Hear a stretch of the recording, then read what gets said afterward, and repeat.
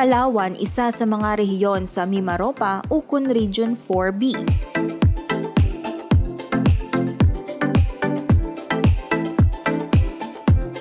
Sa Palawan makita ang isa sa mga kilala nga crocodile farm ukon ang ilaman nga ginatawag nga Wildlife Rescue and Conservation Center.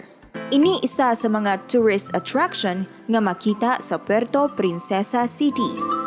Anong indi ng biktima.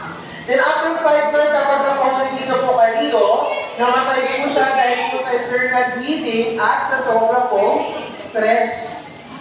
Then 60 years old po siya namatay dahil dito sa kanyang balat, wala na po itong commercial value, wala na po itong halaga. Yung mga ginagawang leather bag, shoes, and other products, yun po yung skin of crocodile na edad ng 3 to 5 years old lang.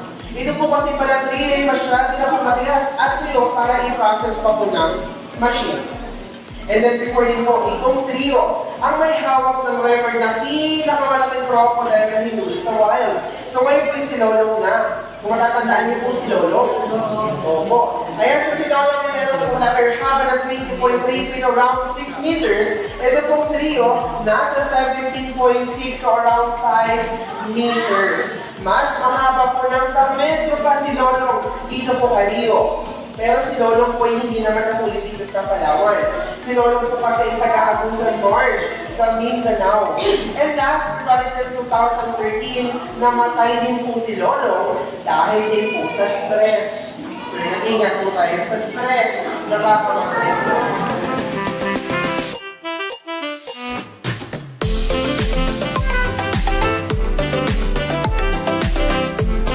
Ang freshwater crocodile po kasi simula po sa dulo ng buntot paakyat hanggang sa katawan ay naka-align or naka-stripes po yan, yung black spots nila.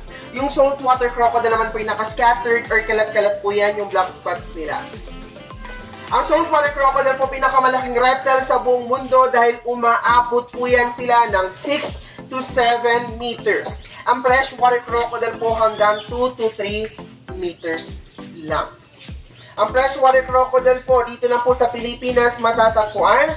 Ang saltwater crocodile po ay meron po yan sa buong Asia.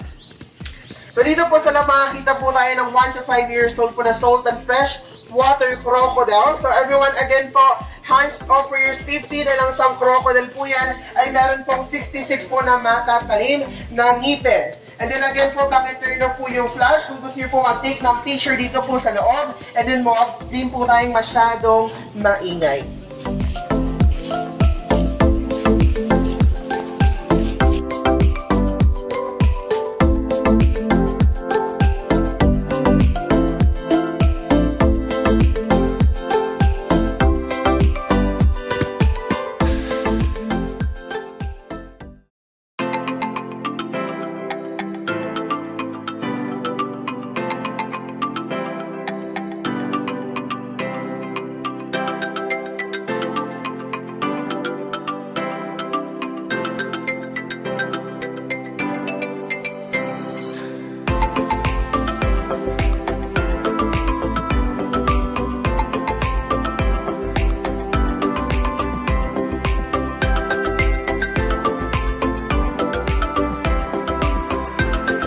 Isa ini ka Research Center for Conservation and Further Studies sang mga endangered species diri sa Palawan, ilabi na ang mga buwaya.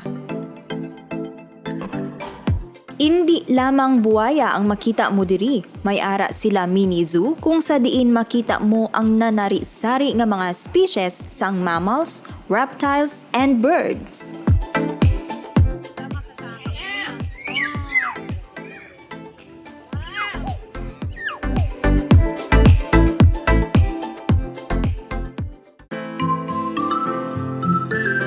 So, kilitaay naman kita sa aton next nga tour. Diri lang sa travel destination sa Tatak Ilonggo Channel.